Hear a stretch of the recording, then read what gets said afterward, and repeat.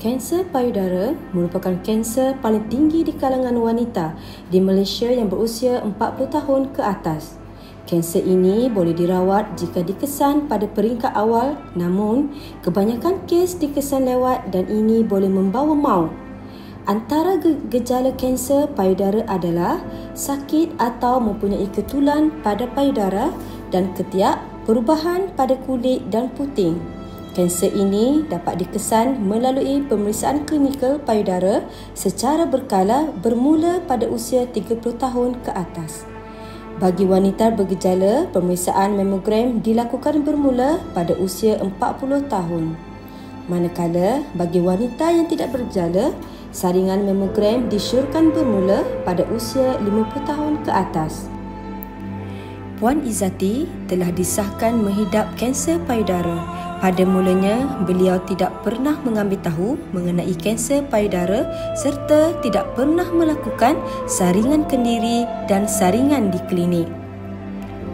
Hal ini mula berubah apabila rakan baiknya sendiri telah disahkan menghidap penyakit kanser payudara yang telah merebak. Rakan baiknya meluahkan perasaan kecewa dan kesal atas sikap mengambil endah terhadap kesedaran awal kanser payudara.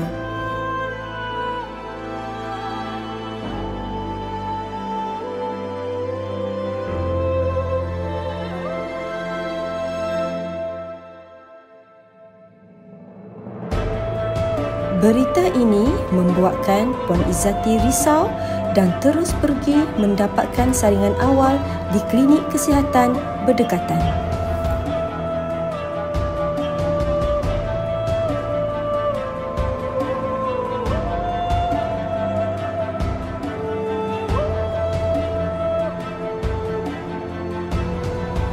Berdasarkan saringan mamogram, Puan Izzati disahkan mempunyai kanser payudara tahap 3. Pada mulanya, Puan Izzati sukar menerima berita tersebut kerana tiada sejarah kanser di dalam keluarganya dan beliau juga tidak mempunyai sebarang gejala.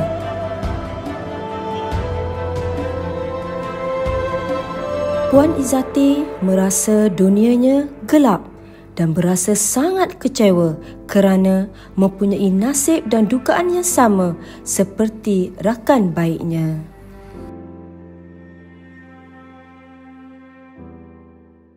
Namun, dengan sesi kaunseling dan juga sokongan dari keluarga dan rakan terdekat, Puan Izzati telah mempunyai kekuatan dan semangat untuk menjalani rawatan awal dan beliau tidak terlambat dan telah percaya menjalani rawatan di hospital. Puan Izzati kembali ceria dan lebih yakin untuk meneruskan hidup seharian seperti orang biasa.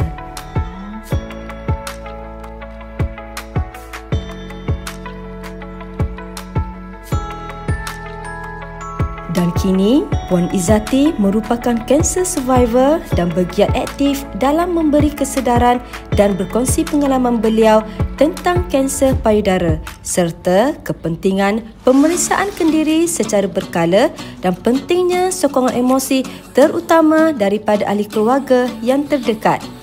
Saringan awal mampu merubah kehidupan anda. Marilah kita bersama-sama mencegah penyakit ini.